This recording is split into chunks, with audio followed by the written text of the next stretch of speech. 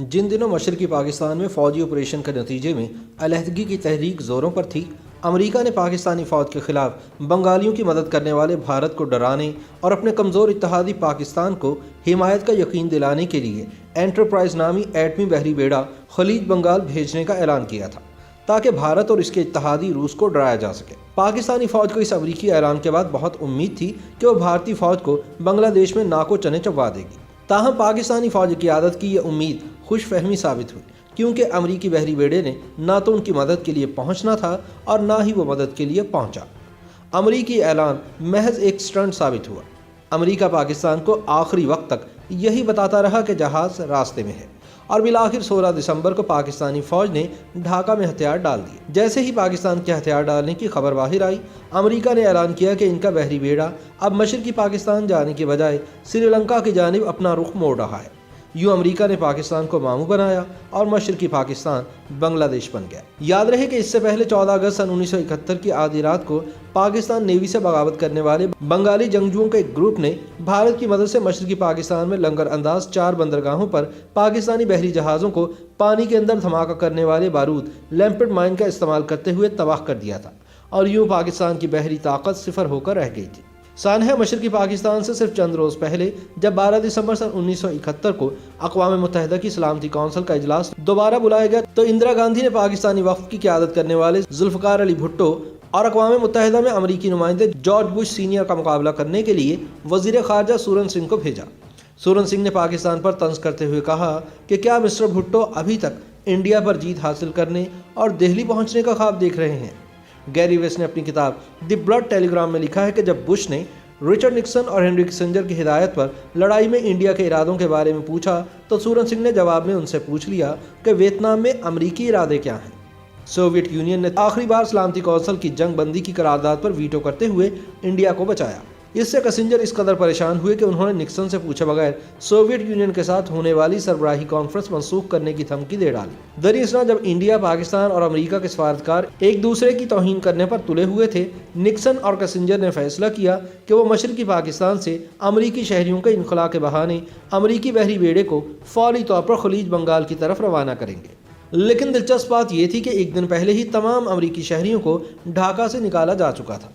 अमरीकी महकमा खारजा के डी क्लासिफाइड टेपों में कहा गया कि किसिंजर ने भुट्टो को आगाह किया था कि अमरीकी जंगी जहाज़ जल्द ही खलीज मलाका से निकलकर खलीज बंगाल में दाखिल हो जाएंगे। निक्सन ने पुरजोर अंदाज में ये भी कहा कि जब तक इंडियन फ़ौजों के इनखला के बारे में कोई मुआहदा नहीं होता, वो इंडिया की तरफ बढ़ते रहेंगे। याद रहे कि जौहरी तवानाई से चलने वाले अमरीका के 7वें जंगी बेड़े एंटरप्राइज में 7 तबाहकुन तैयारे, एक हेलीकॉप्टर कैरियर USS ट्रिपोली और एक तेल कैरियर शामिल था। दूसरी तरफ अमेरिका के इस इक़दाम पर सोवियत यूनियन भी खामोश नहीं बैठा था।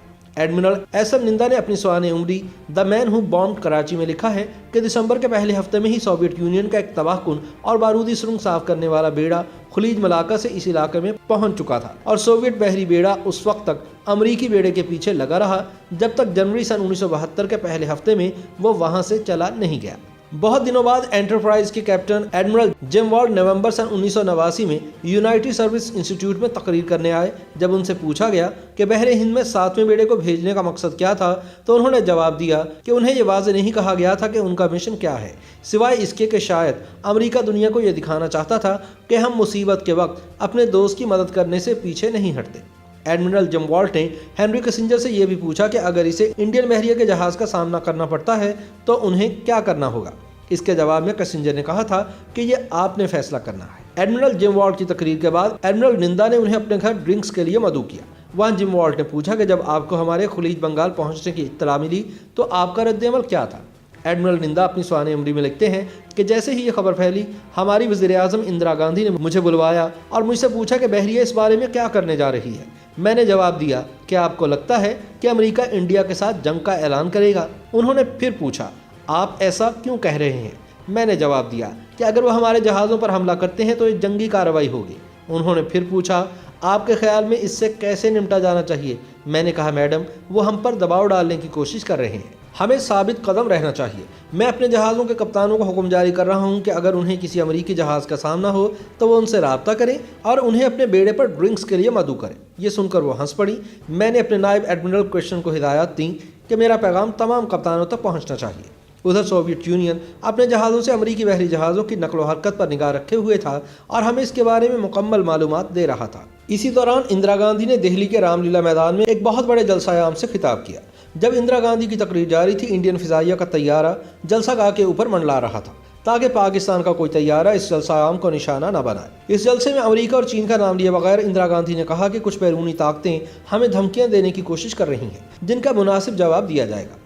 ये तकरीर इतनी इश्तियाल अंगेज थी कि बाद में उनके प्रेस ऑफिस ने इसके कुछ हिस्सों को इसकी तहरीरी शक्ल से हटा दिया था। इसी दौरान जब याहिया खान को मालूम हुआ कि 7वां अमरीकी बेड़ा खलीज बंगाल की तरफ बढ़ रहा है, तो उन्होंने निक्सन से गुजारिश की कि इसे कराची की हिफाजत के लिए भेजा जाए। पैट्रिक मोइनियान अपनी किताब estranged democracies India and the United states में लिखते हैं कि तासुब देने के बावजूद कि वो किसी भी वक्त इंडिया से लड़ाई शुरू करते हैं, निक्सन का किसी भी बहरी जंग का कोई इरादा नहीं था। वो एंटरप्राइज को बहाने के तौर पर इस्तेमाल कर रहे थे ताकि सोवियत यूनियन इंडिया को जंग बंदी पर मजबूर करे। ज़ाती तौर पर किसिंजर कहा करते थे कि उनका फौजी हैसियत से इस लड़ाई में शामिल होने का कोई इरादा नहीं। दूसरी जानिब नेवल इंटेलिजेंस के डायरेक्टर एडमिरल मेहुल रॉय ने इंदिरा गांधी को दी गई ब्रीफिंग में बताया कि 7वां बेड़ा इंडिया पर हमला कर सकता है, लेकिन वियतनाम की जंग की वजह से इसका इम्कान कम है। उन्होंने ये भी कहा कि वो इंडियन बहरिया के जरिए पाकिस्तान का मुहासरा तोड़ने की कोशिश कर सकते हैं। इंडियन नेवी के ईस्टर्न कमांड के चीफ एडमिरल एन कृष्णन अपनी किताब नो वे बट सरेंडर में लिखते हैं कि मुझे डर था कि अमरीकी चिटागोंग आ सकते हैं।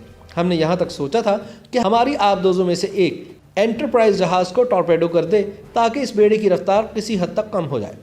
बाद में इसका वाहिद इलाज ये निकाला कि हम चिटागोंग और कॉक्स बाजार पर अपने बहरी हमलों को तेज़ कर दें। इंडिया की क़यादत को यह एहसास हो गया था कि वियतनाम में फंसे अमेरिका के लिए इंडिया के खिलाफ जंग में अपनी फ़ौज भेजना तकरीबन नामुमकिन था। इंदिरा गांधी ने बाद में अतालवी सहाफ़ी ओरियाना फ्लैची को दिए गए एक इंटरव्यू में कहा था कि अगर अमरीकियों ने एक भी गोली चलाई होती या अमरीकी खलीज बंगाल में बैठने के अलावा कोई और काम करते तो तीसरी जंग अजीम शुरू हो सकती थी। लेकिन मैं आपको सच बताऊं कि एक बार भी मेरे जहन में एक खौफ पैदा नहीं हुआ। इसके बरक्स अमेरिका से खबरें मुसलसल लीक कराई जा रही थी कि मशरकी पाकिस्तान के साहिल में घुसने के लिए एक टास्क फोर्स तश्कील दी गई है, जिसमें 3 मैरीन बटालियनों को तैयार रहने का हुक्म दिया गया है और निक्सन ने ज़रूरत पड़ने पर एंटरप्राइज के बम्बारों को इंडिया के मवासलाती मराकज़ पर बमबारी की इजाज़त भी दे दी है। जब इंडियन सफ़ीर लक्ष्मीकांत झा ने अमरीकी महकमा खारजा के एक सीनियर ओहदेदार से अमरीकी फ़ौज के साहिल से मशरकी पाकिस्तान में दाखिल होने के इम्कान के बारे में पूछा तो उन्होंने इसकी वाज़ेह तरदीद नहीं की।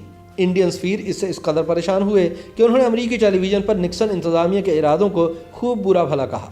बाद में मंजर-ए-आम पर आने वाली व्हाइट हाउस टेप से पता चलता है कि निक्सन और किसिंजर दोनों ही इंडिया को इस तरह हिरासा करने में काफ़ी लुत्फानंदोज हो रहे थे। इस सब के बावजूद अमरीकी बहरी बेड़ा चिटागोंग से तकरीबन 1000 किलोमीटर के फासले पर रहा। पेंटागन ने एतराफ़ किया कि इस इलाके में 4 या 5 सोवियत बहरी जहाज़ मौजूद थे, लेकिन एंटरप्राइज को ना तो उनका सामना करना पड़ा और ना ही कोई इंडियन या पाकिस्तानी बहरी जहाज़ से इनका सामना हुआ।